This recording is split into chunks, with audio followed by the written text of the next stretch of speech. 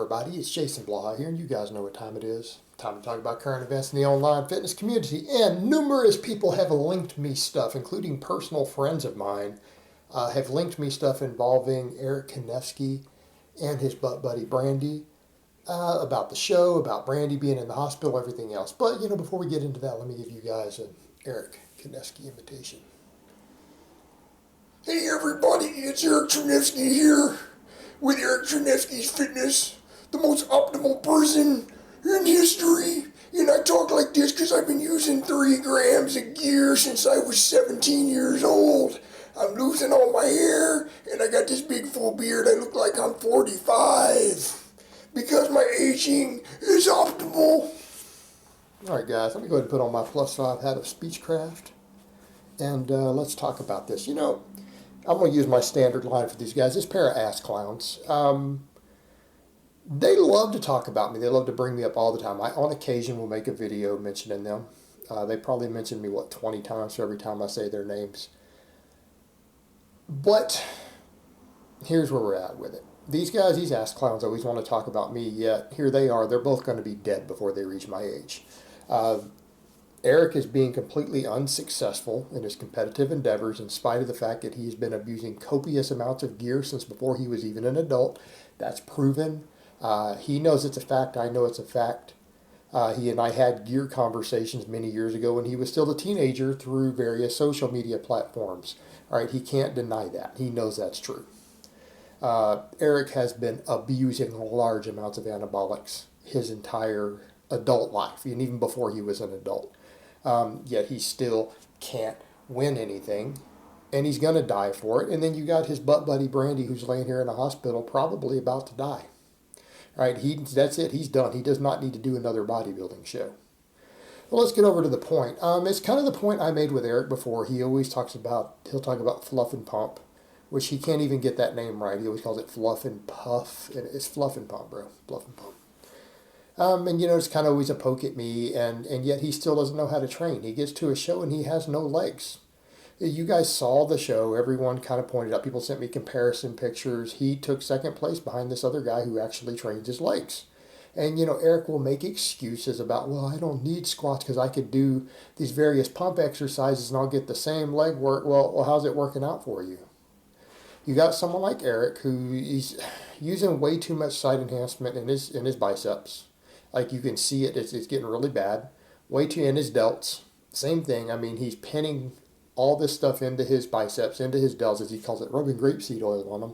For those who don't know, grapeseed oil is one of the common carrier oils in anabolics. It means he's side enhancing.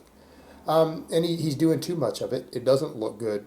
And I'm not a bodybuilding fan, but even I can look at that and be like, bro, come on, back down with the amount of stuff you're pinning locally. It's really messing with your overall shape. But, I mean, it's making you look bigger in your upper body than you really are. But come on. And then he doesn't train his legs, and he won't squat. And he goes, well, I don't need squats. I can do this. I can do these leg extensions. I can do leg curls. Well, then you go and you get compared next to a guy who actually trains his legs. How's all that gear working out for you? That's what people need to understand. Legs are different than the other muscle groups. Guys who abuse copious amounts of anabolics, yeah, they're going to get bigger shoulders and chest and things like that because there's more androgen receptors there than in the legs. But you guys neglect your legs like that, they're going to grow slower. You're not going to be proportionate, right? If you run a proportionate training routine, and particularly if you have one leg day and you don't do a ton of squatting on that leg day and you're using gear to get all of your size and no real hard training, you're going to be disproportionate. Because gear causes the upper body to grow faster. And even on a balanced program, your legs should get equal training to your upper body, right? That would be balanced, not 4 days of upper body and 1 day of legs. And then think you're going to do some leg presses and leg extensions and call it quits. I mean, it's not working. It's not working. He still has minimal leg development. He's disproportionate. He's going to keep losing because he won't train his legs. He honestly thinks leg extensions can replace squats. Well, that's why you're second place. That's why you're taking second place. That's why you're taking third place. And again, you don't have to know a hell of a lot about bodybuilding, and I don't, to understand that situation. I mean, Eric, is it worth it? You've been abusing anabolics in copious amounts for years now, and you can't win. It might be time to step back and say, hey, Maybe I don't know how to train. Because you clearly don't. You clearly do not know how to train. This many years of anabolic abuse, you should be able to win something at this point. You should be able to win something at this point. And the same thing I would say, look, you're listening to guys like Brandi, you're taking advice from, well, he doesn't know what he's doing either, he's dying. All right, Brandi is dying. In the ICU during a prep, you guys are kids still, you're children, and you're having these sort of health problems? And then you guys want to clown on me, you're both going to be either dead or not be able to train at all before you get to my age. Right? Here I am training harder than both of you day in, day out in my 40s. Great health. Great health. Blood markers are great. Blood pressure is great. Lipid profile, fasting glucose, everything is great. I'm in the perfect healthy range on everything. And I'm training hard. I enjoy my training. You guys can't even do that already. Right? Neither one of these guys train hard. They come in, they goof off. And, then you have older guys like me who we're still training hard. We're giving it our all, training for our own endeavors. Obviously, I don't bodybuild. I'm a strength athlete. And then they honestly think they're doing something and think that they have some sort of bona fides to try to insult other people who've been there, done that.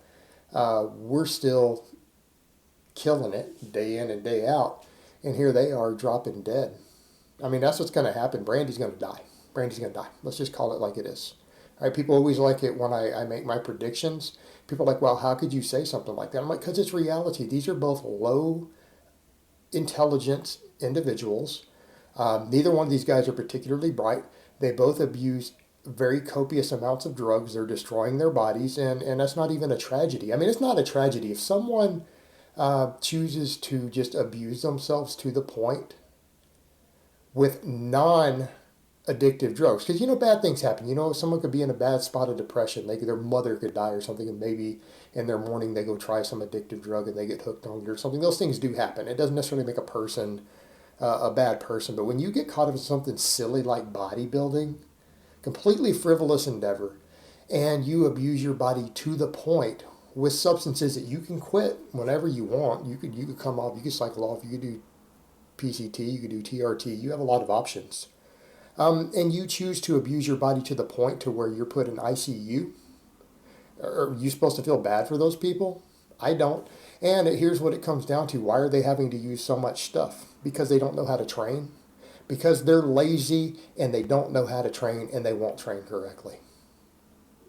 And, that was a whole thing we saw with John Meadows, with the whole Mike Israel and other stuff, that interview the other day that I covered a while back, maybe a couple months ago.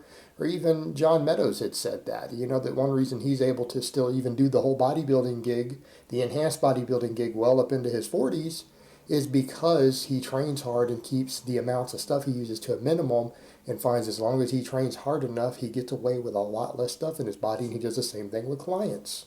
If they train harder, they just don't have to put their body through as much. All right, then you got guys like Eric and Brandi who literally train like pussies. They're scared of real training.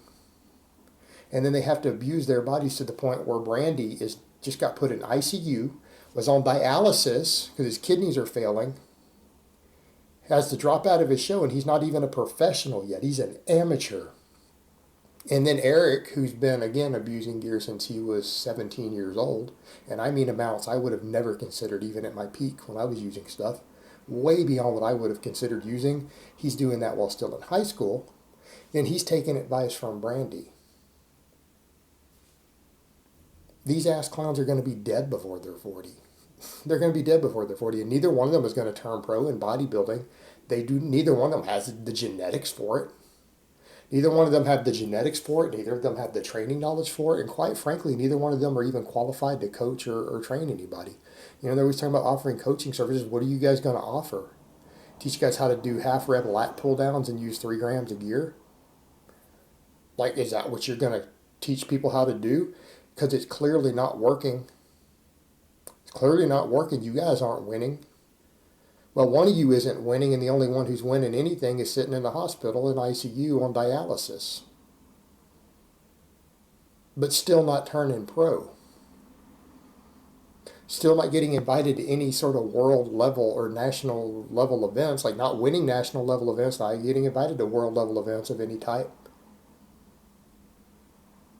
They're not qualified to coach anybody.